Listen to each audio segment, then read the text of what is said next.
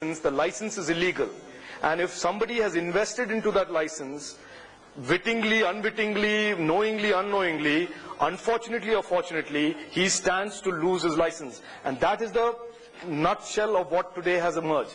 That there is a set of rules that people, whether you are a Raja or an A or a B or a C, whether you sit in Davos and talk about zero loss and say that we don't want to have we don't have to have revenues from the license, none of this applies.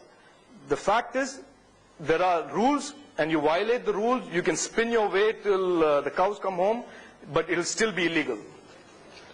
Sanjay Jha, we've seen all the Congress spokesperson who've spoken so far pass the blame on to Kapil Sibal. I interviewed Subramaniam Swamy. He says Kapil Sibal owes the nation an apology and the government must take collective responsibility and step down given this historic judgment in the Supreme Court. Has the UPA not lost its legitimacy?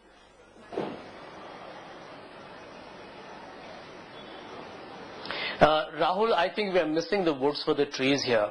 The first thing that we need to note is the policy prescription that was guiding the entire telecom pricing issue. Number one is the fact that the government actually followed two core agendas that was being done by the NDA government before. Number one, on the issue of tele-density. You see, for the government, there's always a choice whether you want to increase tele-density and make it more affordable for cell phone users, or you want to look at revenue maximization. Look at the change in cell phone users, just the figures. You had around 280 to 290 million users in 2008. You're looking at approximately 900 million users today. That's a real 3-time exponential growth in terms of the kind of traffic you have seen in cell phones. That's why people say you got more mobile users than people in cities like New Delhi. The second part is that the first come first served policy per se, there's nothing wrong with that provided it is implemented in a manner that's fair and gives everyone an equal opportunity. That's where the real problem arose. And the government, Rahul, has actually acknowledged that, which is why you have Mr. Raja in jail. And not just that, he's been accompanied by several other senior professionals from telecom firms. This verdict of the Supreme Court, which cancels all the licenses, is also a big statement to how big business operates in India. If there was, and it appears prima facie, that there was some degree of a close nexus between the telecom minister and the corporates who bought into the telecom licenses, they are equally guilty of Give me a moment. decisions. Let me get Nirmala Sitharaman to respond to that, because that's what we've been hearing from Congress spokespersons since the morning, that they are merely implementing the first come first serve policy. And if the UPA is responsible, the NDA which came up with that policy, Ms. Sitharaman, is as responsible, and Kapil Sibal said the BJP owes the nation an apology. I don't want to take Mr. Kapil Sibal's words any more seriously than all of us would want to take his line on zero loss. Let us understand that the Supreme Court has not quashed the first come first served policy. And the first come first served policy then, during the NDA time, had the price of 1,657 fixed after a bidding process was completed. That price was not randomly fixed. It was fixed after auction process.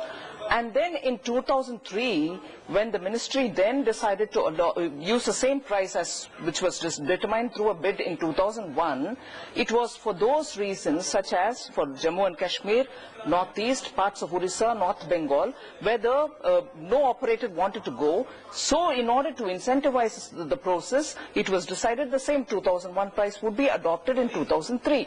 But to come back in 2008, when the tele-density by which time had increased by 5-6 folds, and say we are using the same price, using the first come first served basis, was completely unjustified. One. And secondly, Kapil Sibal in his interview says, today in the afternoon after the Supreme Court verdict, that the Finance Ministry's guidelines and suggestions were not followed by the minister, and therefore the minister has been punished for it, meaning the alliance partner has been punished for it. Let me highlight here that the Finance Ministry's advice was not followed by the Finance Minister himself, and therefore he should also be pushed in the same kind of a framework and questioned why he didn't obey his own ministry's order, which he very clearly acknowledges that let the bygones be bygones and we look at something else. So that is the second anomaly in Mr. Kapil Sibal's Given the sort of tone... And therefore, if any apology has to be made for cherry-picking on things, for misleading the country, and for repeatedly saying we've been very good following NDA's principle, if they really thought the policy was wrong, what stopped them from changing it? The policy is not wrong. Very clearly, Supreme Court's judgment today indicates and indicts, therefore, the way in which it was executed by them. And therefore, let's not mislead the public today. The Supreme Court verdict is available for all of us to read. Enough is enough. Kapil Sibal, who misled this country by saying zero loss, can no longer justify everything that he says as and when he chooses. Is this not, Paranjoy, a worst-case scenario for the UPA government? Every argument that they've held up in their defense being torn asunder by the Supreme Court's judgment. You know, Rahul, I've gone through these 85 pages, okay? And for the benefit of your viewers, let's be transparent, I'm one of the petitioners, all right? Now what has happened, there are 3 or 4 points that I want to underline. First point, I think this judgment is historic, because for the first time it's trying to curb this corrupt nexus between business and politics. I think that's very, very significant. Remember that Swan, Unitech and Tata, who had tied up with Etisalat, Telenor and Docomo, have been fined 5 crore each. Why? Because their whole argument, this huge windfall gains they made by offloading their shares, it's been described as wholly arbitrary and unconstitutional by the DoT. Now that's very important. Secondly, 4 companies, Loop, Estel, Alliance and Systema, have been fined 50 lakh each. Now I think this is arguably one of the first time these corporates are being held. They're saying you are equally responsible and you pay back. That's one part of the story. Let me take it a little further. I think what has not been emphasized adequately is that the Supreme Court has been extremely harsh on TRAI, on the regulator. And I'll just read out one line. This is what the judgment says. To say the least, the entire approach of the TRAI was lopsided and contrary to the decision taken by the Council of Ministers, and its recommendations became a handle for the then Minister Raja and officers of the DoT who virtually gifted away the important national asset at throwaway prices. Now this remark calls into question what was Sanjay Nirupam saying in the PSC and the JPC? What was Mr. Manoj Tiwari was saying? That they were merely following what the TRAI. I mean, you have here a clear case of the worst form of crony capitalism. And not only has the Supreme Court judgment completely trashed Mr. Kapil Sibal's zero loss theory, the big question that's being asked, what was Mr. Chidambaram and what was Mr. Manmohan Singh doing if their points of view were not being adhered to by Mr. Raja? They come through as utterly spineless individuals who are sort of helplessly watching as their own ministries, their own guidelines were not being adhered to. And one last point. You know, this whole thing about foreign companies being dissuaded. Damn it, what foreign investment has there been in the telecom sector in the last few years? Nothing. If you now clean up the mess, make a transparent system, at least those foreign investors would say, okay, now we have a level playing field, a transparent system. I'm not saying Telenor is happy, I'm not saying Systema is happy, I'm not saying Etisalat, they're bound to be unhappy. Their partners, yes. Of these 9 operators, how many of them actually have a business going in this country? And they're negligible. Of these 9 operators, between these 9 operators, 5%. over 4 years, they only own 6% market share. And what is that 6% market share? 60 million subscribers, 36 million out of that 60 is Uninor alone. That's correct. And the 24 balance is split between 8 other operators.